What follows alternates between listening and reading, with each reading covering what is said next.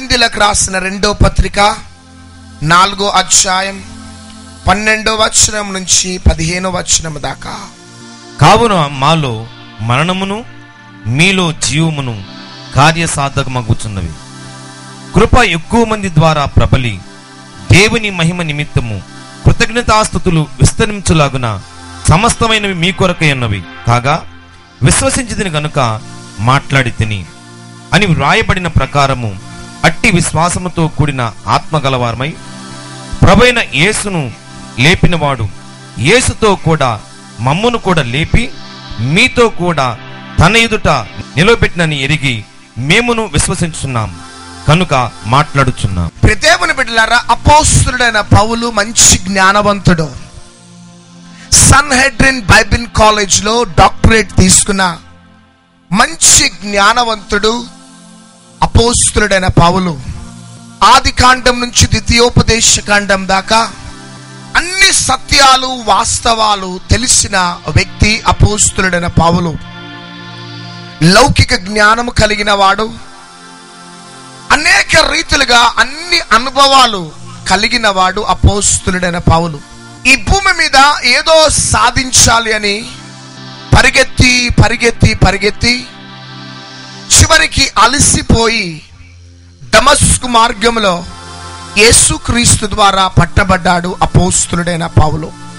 ఎప్పుడైతే దమస్కు మార్గంలో యేసుక్రీస్తు ద్వారా పట్టబడ్డాడో ఆ దినము నుంచి ఆ సౌలు పౌలుగా మార్చబడి ఒక నూతనమైన ప్రత్యక్షతను దేవుడి నుంచి పొందుకొని సార్వత్రిక సంఘానికి పత్రికలు రాస్తూ క్రీస్తు యొక్క రాకడ కోసము సిద్ధపరిచిన గొప్ప దైవజనుడు అపోస్తలుడైన పౌలు.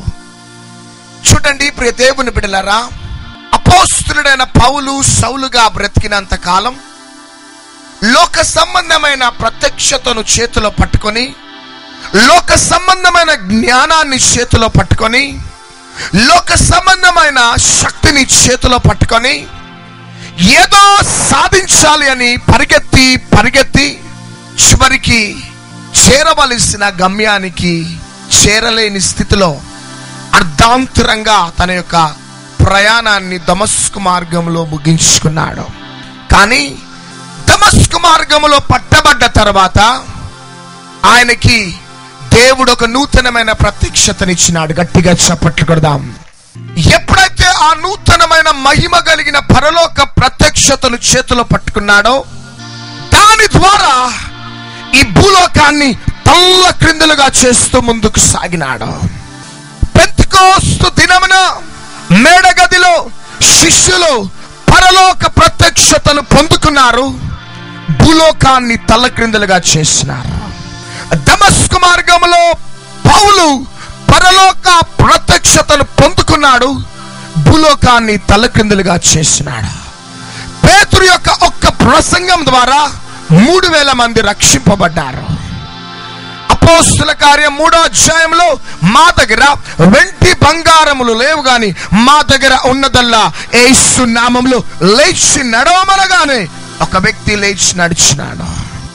4వ అధ్యాయంలో ప్రార్థన చేయగానే భూమి కంపించినట్లు దేవుని వాక్యం సెలవిస్తుంది. ఈ విధంగా శక్తి చేతనైనను బలము చేతనైనను కాక దేవుని యొక్క ఆత్మ ప్రేరేపణ ద్వారా, దేవుని యొక్క ఆత్మ ప్రత్యక్షత ద్వారా ముందుకు కదిలిన అపోస్తలులు భూలోకాన్ని తల్ల క్రిందులుగా చేసినారు. గట్టిగా చప్పట్లు కొడదాం. అపోస్తలుడైన పౌలు ఎక్కడ అడుగు పెట్టినా ఆయన నడికట్టులో స్వస్థతలు జరిగినాయి. ఆయన అపోస్తలుల యొక్క నీడలు పడగానే స్వస్థతలు, అద్భుతాలు, సూచక క్రియలు, మహత్కార్యాలు జరిగినాయి. కానీ అపోస్తలుడైన పౌలు ఒక మాట అంటున్నాడు. కొరింథీయులకు రాసిన 1వ పత్రిక 15వ అధ్యాయం 3వ వచనం ప్లీజ్. నాకు ఇవ్వబడిన ఉపదేశమును మొదట మీకు అప్పగించి తిని అదేమనగా లేఖనముల ప్రకారము క్రీస్తు మన పాపముల నిమిత్తము మృతి పొందెను, సమాధి చేయబడెను, లేఖనముల ప్రకారము 3వ దినమున లేపబడెను. గట్టిగా చప్పట్లు కొడదాం. దమస్కు మార్గంలో వెళ్ళనంత కాలము ఒక ప్రత్యక్షతతో నేను పరిగెత్తినాను, కానీ దమస్కు మార్గంలో ఒక బలమైన ప్రత్యక్షతను నేను అందుకున్నాను. నేను పొందుకున్న ఉపదేశం ఏమనగా లేఖనముల ప్రకారము. ఆమేన్, ఆమేన్. యేసు క్రీస్తు యొక్క ప్రత్యక్షత నేను పొందుకున్నాను. యేసు క్రీస్తు ప్రభు లోకరక్షకుడు. ఆయన సర్వ మానవాళి నిమిత్తము తన రక్తము కార్చి చనిపోయి పాతి పెట్టబడి 3వ దినమున మరణమును జయించి పునరుద్ధానుడై మరలా రాబోతున్నాడు. నేను పొందుకున్న మహిమ కలిగిన ప్రత్యక్షత అది. గట్టిగా చప్పట్లు కొడదాం. ఎప్పుడైతే ఆ మహిమ కలిగిన ప్రత్యక్షతతో పరిగెత్తినాడో పౌలు, ఈ భూమి మీద దేవుని యొక్క రాజ్యము కట్టబడ్డదే. కాబట్టి నా ప్రియ సహోదరుడా, నా ప్రియ సహోదరి, అందుకనే పౌలు కొరింథీయులకు రాసిన 2వ పత్రిక 4వ అధ్యాయము ఆ యొక్క 15వ వచనము దయచేసి చదవాలి ప్లీజ్. విశ్వసించితిని గనుక మాట్లాడితిని అని రాయబడిన ప్రకారము అట్టి విశ్వాసముతో కూడిన ఆత్మగలవారమై, అట్టి విశ్వాసముతో కూడిన ఆత్మగలవారమై ప్రభువైన యేసును లేపినవాడు, ప్రభువైన యేసుని లేపినవాడు యేసుతో మమ్మును కూడా లేపి మీతో కూడా తన ఎదుట నిలవబెట్టినని ఎరిగి మేము విశ్వసించుచున్నాము కనుక మాట్లాడుచున్నాము. మేము విశ్వసిస్తున్నాము కనుక మాట్లాడుచున్నాము. గట్టిగా చప్పట్లు కొడదాం. ప్రియ సహోదరి సహోదరుడా, లేవియా కాండము 19వ అధ్యాయము 19వ వచనము చదవాలి ప్లీజ్. మీరు నా కట్టడలను అనుసరింపవలెను. ఓకే. నీ జంతువులను ఇతర జాతువులను కలియకూడదు. ఓకే. నీ పొలములో వేరు వేరు జాతుల విత్తనములను చల్లకూడదు. బొచ్చును నారయు కలిసిన బట్ట వేసుకొనకూడదు. చాలు. ఈ 3 కూడా అంత్య దినాలలో, చివరి రోజులలో సార్వత్రిక సంఘముపై అపవాది ప్రయోగించే భయంకరమైన ఆయుధం. ఈ 3 కూడా 3 దినాల ప్రసంగాలు. కానీ ఒక మాట అంటున్నాడు, 19వ వచనము దయచేసి చదవాలి.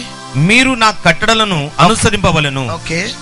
నీ జంతువులను ఇతర జాతి జంతువులను కలియకూడదు. ఓకే. నీ పొలములో వేరు వేరు జాతుల విత్తనములు చల్లకూడదు. వేరు వేరు జాతుల విత్తనములు చల్లకూడదు. చాలు.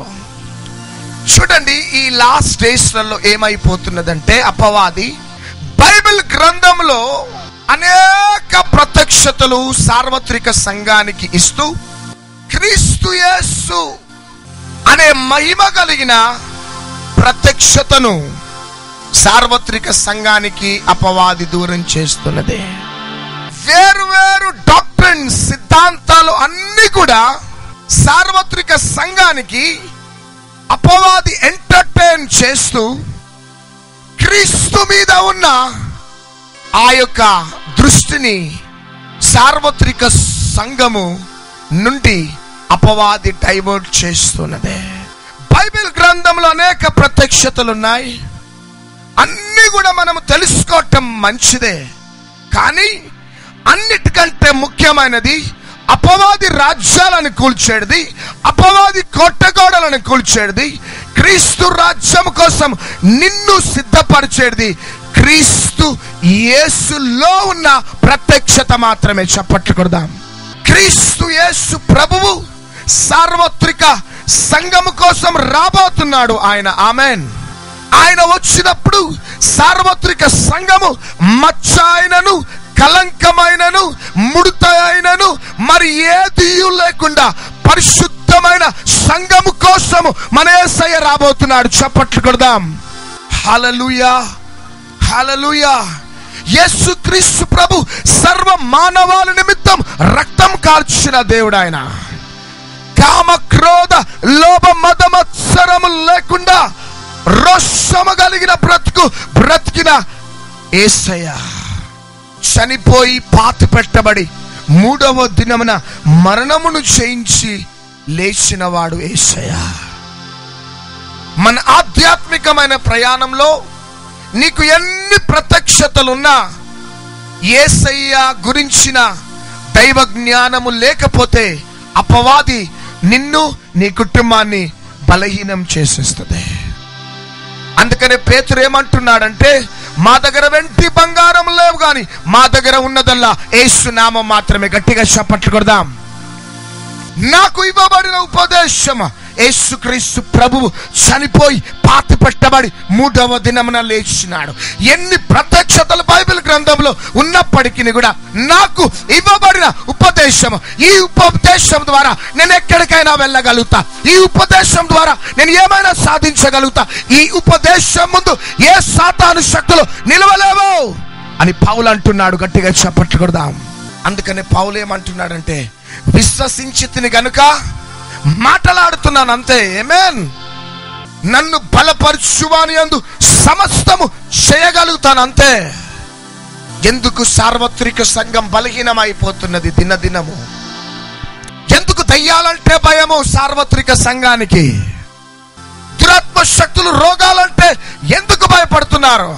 బికాస్ మన దేవుడు మృతులను సజీవులుగా చేసే దేవుడు, లేని వాటిని ఉన్నట్టుగా చేసే దేవుడు, మృత తుల్యమైపోయిన అవయవాలకి జీవాన్ని కలుగజేసే గొప్ప యేసుక్రీస్తుని కలిగి ఉన్నాను అనే ప్రత్యక్షతను సార్వత్రిక సంఘం ఏనాడో మర్చిపోయి ఉన్నది. కాబట్టి నిత్యము భయము భయము భయము. కానీ రాత్రి నా ప్రియ సహోదరుడా, నువ్వు ఏ ప్రత్యక్షతతో వెళ్ళాలంటే యేసయ్య గురించిన ప్రత్యక్షతతో వెళ్ళాలి. గట్టిగా చప్పట్లు కొడదాం. బైబిల్ గ్రంథంలో ఏ ప్రత్యక్షత అంటే అపవాది భయపడదు. కానీ ఒక వ్యక్తి యేసు నామంలో ఉన్న ప్రత్యక్షతను ధ్యానిస్తూ ముందుకు సాగుతూ ఉంటే అపవాది రాజ్యాలు కుప్పకూలిపోతూ ఉంటాయి. ఎందుకు అంటే ఆ నామము సాధించలేనిది ఈ భూమి మీద ఏది కూడా లేదు. హల్లెలూయా. వివాహమైన 7 సంవత్సరాలు మాకు పిల్లలు లేరు. 7 సంవత్సరాలు పిల్లలేకపోతే డాక్టర్స్ ఏమన్నారంటే అసలు ఏ మాత్రం పిల్లలు పుట్టడానికి ఛాన్సెస్ లేవు అన్నారు. కానీ ఈ లోక సంబంధమైన ఇన్వెస్టిగేషన్స్, డాక్టర్స్ రిపోర్ట్స్ అంటున్నాయి there is no hope at all. కానీ పరలోకమందున్న ఇన్వెస్టిగేషన్స్ ఏమంటున్నాయంటే there is 100% hope. Amen. Hallelujah. ఈ లోక సంబంధమైన డాక్టర్స్ అంటున్నారు దేర్ ఇస్ నో హోప్ అంటున్నారు. కానీ పరలోకమందున్న ఆ పరమ వైద్యుడు ఏమంటున్నాడంటే దేర్ ఇస్ 100% హోప్. గట్టిగా చప్పట్లు కొడదాం. ఎప్పుడైతే విశ్వసించినానో దేవుడు ధైర్యాన్ని ఇచ్చినాడు. ఎందుకంటే ప్రియ దేవుని బిడ్డలారా, శక్తి చేతనైనను బలము చేతనైనను కాక దేవుని యొక్క ఆత్మ ద్వారా ఈ 12 సంవత్సరాలు పరిగెత్తినాం. ఇంకా మేము పరిగెత్తుతున్నాం. గట్టిగా చప్పట్లు కొడదాం. కానీ క్రమముగా టీవీ మినిస్ట్రీ ప్రారంభించబడి ఈరోజు యావత్ ప్రపంచానికి దేవుడి సువార్తను ప్రకటిస్తూ ఉన్నాడు. ఎందుకు ఇంత క్లియర్ గా ఈ మాటలు చెప్పటానికి కారణం ఏంటిదంటే క్రీస్తు నామములో ఉన్న గొప్పతనాన్ని మేము విశ్వసిస్తున్నాం. ఆమేన్. క్రీస్తు రక్తంలో ఉన్న శక్తిని మేము విశ్వసిస్తున్నాం కాబట్టి మాటలాడుచున్నాం. గట్టిగా చప్పట్లు కొడదాం. ఆయన ఈ భూమి మీద ఏమైనా సాధించగలిగే దేవుడు. హల్లెలూయా. ఇప్పుడే నా జోబులో ఒక పేపర్ ఉంటున్నది. రాజమండ్రి నుంచి ఒక సహోదరి ఈ లెటర్ పంపించింది. భయంకరమైన క్యాన్సర్ వ్యాధితో లైవ్ ప్రోగ్రామ్ ముందు కూర్చున్నదట. ఇదే పేపర్. డాక్టర్స్ అన్నారు క్యాన్సర్ వ్యాధి ముదిరిపోయింది, నువ్వు చనిపోతావు అనేసి డాక్టర్స్ డిక్లేర్ చేసినారు. కానీ రాజమండ్రిలో దేవుని యందు విశ్వసించింది. క్యాన్సర్ వ్యాధులైనా, ఎయిడ్స్ వ్యాధులైనా, ఎంత భయంకరమైన క్రానిక్ డిసీజెస్ అయినా ఫ్రాక్షన్ ఆఫ్ సెకండ్స్ లో తొలగించే దేవుడు నజరేయుడైన యేసుక్రీస్తు ప్రభువు మాత్రమే. లైవ్ ప్రోగ్రామ్ ముందు కూర్చున్నది, ప్రార్థించింది. నెక్స్ట్ డే వెళ్ళి చెక్ చేపించుకున్నది. రిపోర్ట్స్ అన్ని నార్మల్ వచ్చినాయని లెటర్ పంపించింది. చప్పట్లు కొడదాం. హల్లెలూయా. ఈ రాత్రి నా ప్రియ సహోదరుడా, నా ప్రియ సహోదరి, నువ్వు దేని యందు నువ్వు విశ్వసిస్తున్నావో నాకైతే తెలియదా. డాక్టర్స్ యొక్క ఇన్వెస్టిగేషన్స్ పై విశ్వాసం ఉంచుతున్నావు. ఈ లోక సంబంధమైన జ్ఞానముపై నువ్వు విశ్వసిస్తున్నావు. ప్రజలు అంటున్న మాటలను విని నువ్వు విశ్వసిస్తున్నావేమో, కానీ నువ్వు ఎక్కడికి వచ్చినావంటే దేవుని యొక్క రెక్కల క్రిందకు వచ్చినావు. ఆమేన్. సజీవులుగా చేసే దేవుడు, లేని వాటిని ఉన్నట్టుగా చేసే దేవుడు, మృతతుల్యమైన అవయవాలలో జీవాన్ని కలుగజేసే గొప్ప దేవుని యొక్క రెక్కల క్రిందకు నువ్వు వచ్చినావు.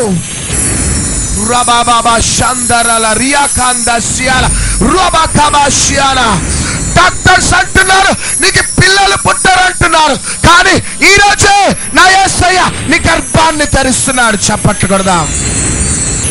ప్రజలు అంటున్నారు నీ అప్పులు తొలగిపోవంటున్నారు, కానీ ఎన్ని లక్షల అప్పైనా నా దేవుడు రాత్రి రాత్రి నీ అప్పులు తీర్చే దేవుడు నా యేసయ్య. ఈ రాత్రి నువ్వు క్యాన్సర్ వ్యాధితో వచ్చినావేమో, ఎయిడ్స్ వ్యాధితో వచ్చినావేమో, నీ అవయవాలు కుళ్ళిపోయినాయేమో, కానీ మాట నువ్వు నమ్మిన ఎడల దేవుని మహిమను చూస్తావు. చెప్పట్లు కూడా. మోరియా పర్వతం ఎక్కేటప్పుడు పనివారితో అబ్రహాం ఒక మాట అంటాడు, నేనును నా కుమారుడను మోరియా పర్వతం మీదకి ఎక్కి బలి అర్పించి మరలా తిరిగి మేము రాబోతున్నాం. చప్పట్లు కొడదాం. నేను రాబోతున్నాను అనలే, మేము రాబోతున్నాము అన్నాడు అబ్రహాం.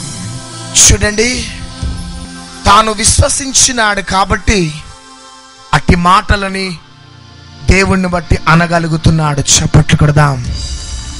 ఎందుకు అంటే మృతతుల్యమైపోయిన శారా గర్భాన్ని తెరిచిన దేవుడు, ఒకవేళ ఇస్సాకుని మోరియా పర్వతం మీదకి నేను తీసుకొని వెళ్ళి అక్కడ నా ఇస్సాకుని ముక్కలు ముక్కలు నరుకుతాను, నరికినప్పటికీ ఆ ముక్కలనంతటిని కూడా ఒక దగ్గర సమకూర్చి మరలా నా దేవుడు ఇస్సాకుకి జీవమును అనుగ్రహిస్తాడు. చప్పట్లు కొడదాం. అంతే.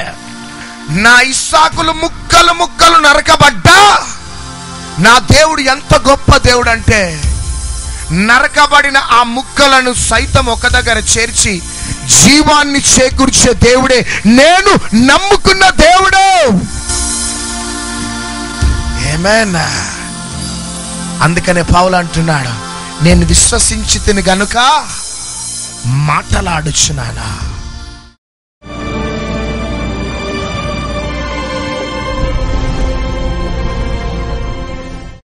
యేసు క్రీస్తు నామములో ప్రతి రోగము నుంచి ప్రభు మిమ్మల్ని విడుదలయ్యబోతున్నాడు. క్రీస్తు రక్తము మీకు జీవమునివ్వబోతుంది. క్రీస్తు రక్తంలో ఉన్న శక్తి మిమ్మల్ని స్వస్థపరచబోతుంది. ఒకవేళ ఏ వ్యాధి మిమ్మల్ని ఇప్పటి వరకు పరిపాలించిన ఈ రాత్రి సంపూర్ణ స్వస్థత, సంపూర్ణ విడుదల పొంది మీరు వెళ్ళబోతున్నారు. దేవుని బిడ్డలారా, జాయింట్ పెయిన్స్ తోనున్నవారు, శరీరాలలో గడ్డలతోనున్నవారు, ఏ వ్యాధులు కలిగిన వారైనా ఇదిగో నా యేసయ్య ఇప్పుడే మిమ్మల్ని తాకేసి మీ శరీరం మొత్తం తేలికైపోతుంది. రాత్రి దేవుని శక్తి నిన్ను తాకుతున్నది. చెవులు వినబడని వారు, కళ్ళు కనబడని వారికి, జాయింట్ పెయిన్స్ తో ఉన్నవారు, స్కిన్ ప్రాబ్లం, క్యాన్సర్, ప్రతి రోగం ఇప్పుడే ఈ రాత్రి యేసయ్య నిన్ను తాకుతున్నాడు. ఆయన మీ శరీరంలో ఆల్రెడీ అద్భుతం జరిగింది. సహోదరి ఇప్పుడు జరిగిన అద్భుతాలను మనం స్వయంగా విందాం. 3 సంవత్సరాల నుంచి చెవు వినపడతలేదు, ఈ కుడి చెవు ఇప్పుడు వినపడుతుంది. అయ్యగారు ప్రార్థన చేసేవారికి గట్టిగా చప్పట్లు కొట్టి దేవుని మహిమపరుద్దాం. నాకు గురువారం నుంచి జ్వరం అండి బాగా. అస్సలు నేను ఇదే ఫస్ట్ టైం ఇక్కడికి రావడం. ఎలాగైనా సరే ఈ జ్వరం విడిపించు ప్రభువా, నేను మీ వాక్యం వినాలి ప్రభా, నా బిడ్డను మీరు ముట్టాలి ప్రభా అని చెప్పి నేను ఎంతో నీరసంతో వచ్చాను. అసలు వాళ్ళు మొత్తం బాగా నొప్పులుగా ఉంది, అసలు తట్టుకోలేనంత రోగం బాధపడుతున్నాను. నా బిడ్డని నన్ను స్వస్థపరిచాడు దేవుడు. నాకు ఎంతో శక్తి వచ్చింది. మా బాబు గర్భంలో ఉన్నప్పుడు నాకు ఇక్కడ నడుము పట్టేసిందండి. కాన్పు అయితే నొప్పి పోయిద్దని చెప్పారు. మా బాబుకి ఇప్పుడు 5 సంవత్సరాలు అయినా నాకు నొప్పి పోలేదు. ఇప్పుడు బలమైన శక్తి ఎందుకు వచ్చి నన్ను నెట్టేసినట్టు నేను పడిపోయానండి. పాస్టర్ గారు మీ అరచేతిలో నుంచి ఒక బలహీనత వెళ్ళిపోతుంది అన్నప్పుడు వెళ్ళిపోయి ఎంతో వణుకొచ్చేసిందండి, తగ్గిపోయిందండి. గట్టిగా చప్పట్లు కొట్టి దేవుని మహిమపరుద్దాం. దేవుని స్తోత్రాలు. 2 నెలలు మట్టి నాకు 2 చేతులు పెయిన్ బాగా, జాయింట్ పెయిన్స్ బాగా ఉన్నాయి. అసలు ఈ ఏళ్ళు అయితే తిమ్మిర్లు పుట్టినాయి. అయితే మేము ఇంకా అసలు ఇక్కడికి రావాలి, ప్రార్థన చేసుకోవాలనుకున్నాను. అయితే నేను హాస్పిటల్కి కూడా వెళ్ళలేదు. దేవుడు ఇప్పుడు స్వస్థత, గొప్ప వెలుగు అసలు వచ్చి తాకినట్టుగా నా 2 చేతులు, నా హృదయం కూడా బాగా తేలిగ్గా అయిపోయి అసలు గొప్ప వెలుగు వచ్చి తాకి ఇప్పుడు అసలు నాకు ఎంత హాయిగా ఉంది. ఈ వేళ్ళు కూడా ఇలా వంగాయి కాదు, అసలు ఇప్పుడు ఫ్రీగా వంగుతున్నాయి, బాగుంది. ఈ చేతులు నొప్పులు అసలు ఏమీ లేవు. నేను 14 years నుంచి నాకు మైగ్రేన్ హెడేక్ ఉంది. ఇప్పుడు నేను ఉన్నప్పుడు కూడా నేను ఇంటికి వెళ్ళలేనేమో అని అంత భారమైన హెడేక్గా ఉన్నప్పుడు నాకు పాస్టర్ గారు ప్రేయర్ చేశారు, మీకు స్వస్థత కలుగుతుంది, మీ యొక్క శరీరం తేలిగ్గా అయిపోతుంది అని. ఇప్పుడు నాకు హెడేక్ లేదు. మా పాప పుట్టినప్పటి నుంచి బ్యాక్ పెయిన్ ఉండేదండి. ఇప్పుడు దేవుడి దగ్గరికి వచ్చి ప్రార్థన చేసుకున్నాక బ్యాక్ పెయిన్ తగ్గింది. 13 సంవత్సరాల నుంచి నాకు తలనొప్పిగా ఉందండి. ఇప్పుడు బ్రదర్ గారు ప్రార్థన చేసినప్పుడు చల్లటి గాలి నా తలను తాకటం నేను ఆలోచించాను, స్వస్థత జరిగింది. నా కాళ్ళు తిమ్మురులు, చేతులు నొప్పులు, ఇట్లా పైకి కూడా ఎత్తలేకపోతున్నా. ఇప్పుడు దేవుడు నన్ను తాకాడు, కరెంట్ శాఖ కొట్టినట్టుంది, ఏ నొప్పులు లేవు. దేవునికి స్తోత్రం. ఇందాక అయ్యగారు నన్ను పిలిచాడు, రేత్రి నిద్ర పట్టక చచ్చిపోవాలి అనుకుని నన్నే పిలిచాడు. అలాగనే నేను అనుకుంటున్నాను, చచ్చిపోవాలనుకుంటున్నాను. సమాధానం వచ్చింది. నాకు కళ్ళు కూడా కొద్దిగా మసకలుగా, ఇప్పుడు కళ్ళు కూడా తేటగా కనపడుతుంది. నా గొంతు బాగా నొప్పిగా ఉండేది. అయితే ఇందాక ఆరాధనలో అస్సలు పైకి లేపలేకపోయింది, అంత నొప్పి వచ్చేసింది. పాస్టర్ గారు ప్రార్థన చేసేటప్పుడు పడిపోయా, నాకు అసలు తెలియదు, వణుకు వచ్చేసింది. గొంతు అంతా నొప్పి తగ్గింది, చేయకుండా నొప్పి తగ్గింది. నాకు 3 years నుంచి ఎలర్జీ ఉండేది, ఇప్పుడు తగ్గిపోయింది, అసలు ఎలర్జీయే రావట్లేదు. నాకు కాళ్ళు నొప్పులు 5 సంవత్సరాల నుంచి. ఇప్పుడు వచ్చే పాస్టర్ గారు ప్రార్థన చేసినాక కాళ్ళు నొప్పులు బాగా. 3 సంవత్సరాల నుంచి షుగర్ అయ్యా, ఒళ్ళంతా బరువు, కుడికాలు కుడి చేయి బాగా నొప్పిగా ఉంది. దేవుడికి వల్ల ఒళ్ళు కూడా తేలిగ్గా ఉంది. కుడికాలు కుడి చేయి కూడా కింద కూర్చుంటే పైకి లేవలేను. ఇప్పుడు ఎట్ట లేచి ఎట్ట వచ్చాను, దేవుడి కృప వల్ల తగ్గిపోయింది. కింద వాపు వచ్చిందండి, దేవుడు ప్రార్థన చేయగానే తగ్గిపోయింది. నా కాలుకి మొత్తం నరాలు మొత్తం వాసన చేయండి, మొత్తం బ్లడ్ వస్తుంది. ఇప్పుడు దాకా మామూలుగానే ఉన్నాను, ఇక్కడ రాగానే మొత్తం తగ్గిపోయిందండి. 6th క్లాస్ నుంచి కళ్ళు కనబడదు, మెసగా కనబడుద్ది. అయితే అన్న ప్రార్థన చేస్తే మళ్ళీ చెక్ చేసుకోమన్నప్పుడు బైబిల్ బాగానే కనబడుతున్నా, చదవగలుగుతున్నా. ట్రైన్ ఎక్కిన దగ్గర నుంచి ఇప్పటి వరకు కూడా చాలా విపరీతమైన హెడ్ అటాక్ వచ్చిందండి. అసలు తట్టుకోలేకపోయాను. చేతులు ఒక 5 నిమిషాలు కూడా పైకెత్తి ఉంచలేకపోయాను. అయ్యగారు ప్రేయర్ చేసిన వెంటనే తల మొత్తం ఫ్రీ అయింది, బాడీ మొత్తం ఫ్రీ అయింది, అలర్జీ కూడా తగ్గిందండి.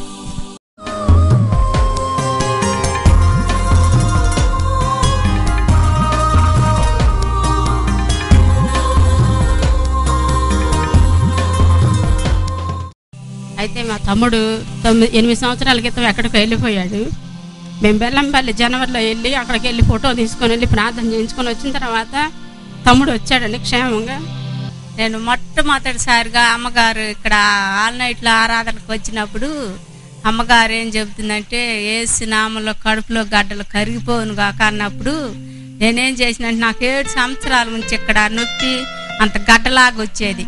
అప్పుడు వెంటనే నాకు ఇక్కడ బలహీనత ఉంది కదా అని నేను కుడి చేయి అక్కడ పెట్టుకొని నేను ఎడం చేయి పైకి ఎత్తినప్పుడు వేసినాములో కడుపులో గడ్డలు ఎట్ట కరిగిపోతున్నాయని చూస్తా ఉంటే కొవ్వు తెలుగులాగా నాకు అనారోగ్యం ఉండ కాడికి వచ్చి స్వస్థపరిచిండు.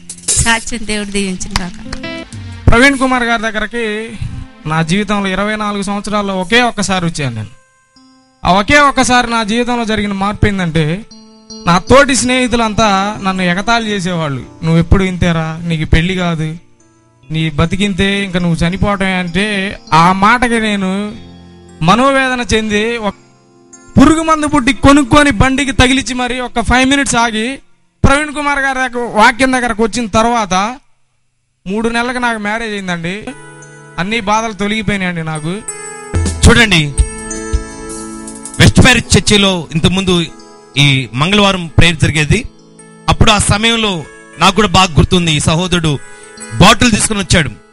అయితే ప్రవీణ్ గారి యొక్క వాక్యం విని త్రాగి చచ్చిపోదామని వచ్చాడు.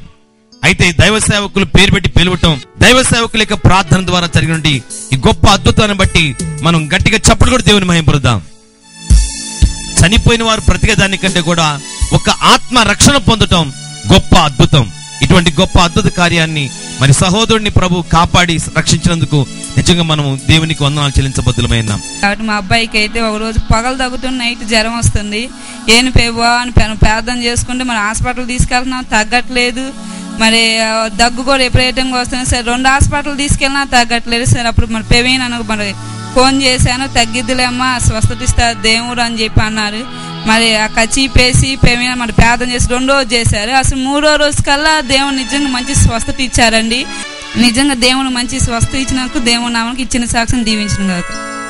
నేను 2వ నెల కడుపుతో ఉన్నప్పుడు నాకు 12 గ్రాములు ఉండాల్సిన రక్తం 6 గ్రాములే ఉందన్నారు. అందరూ బ్రతకో చచ్చిపోతావని చెప్పారు. మా అమ్మ కూడా అంటా ఉండేది, నువ్వు బ్రతకవేమో, నువ్వు లేకపోతే నేను ఎట్లా బ్రతుకుతానని అన్నప్పుడు నేను టీవీలో ప్రోగ్రామ్ చూసినప్పుడు నాకేమవుతుంది, నేను బ్రతుకుతాననే ధైర్యం నాకు వచ్చింది. నాకు చక్కని బాబుని కూడా ఇచ్చాడు దేవుడు. ఆమె బ్రతకదు అని చాలా మంది అనుకున్నారు, డాక్టర్ చెప్పారు. మరి బ్రతకటం మాత్రమే కాదు, చక్కని బిడ్డతో దేవుడు ఆశీర్వదించాడు. దైవ సేవకులు అందించినటువంటి కల్వరి ప్రత్యక్షత టీవీ ప్రోగ్రాం చూస్తున్నప్పుడు అద్భుతమైన రీతిలో దైవికమైన స్వస్థతను ప్రభు ఇచ్చారు. దాన్ని బట్టి అందరూ ఒకసారి చేతులెత్తి దేవునికి స్తోత్రం చేద్దాం. హల్లెలూయా. మరి నాకు పరిస్థితి బాగలేక బాగా చెవు రక్తం గడగట్టిందని, నా చెవులు వినిపించట్లేదు, పెద్ద బండలాగా అయిపోయిందని నేను హాస్పిటల్కి పోతే ఆపరేషన్ చేయాలి అని అన్నారు. మళ్ళీ బిల్లు రాసిచ్చారు, 25,000 వస్తాయమ్మా నీకు, బిల్లు రాసిచ్చాను, 25,000 తీసుకొచ్చుకో ఆపరేషన్ చేస్తామని అన్నారు.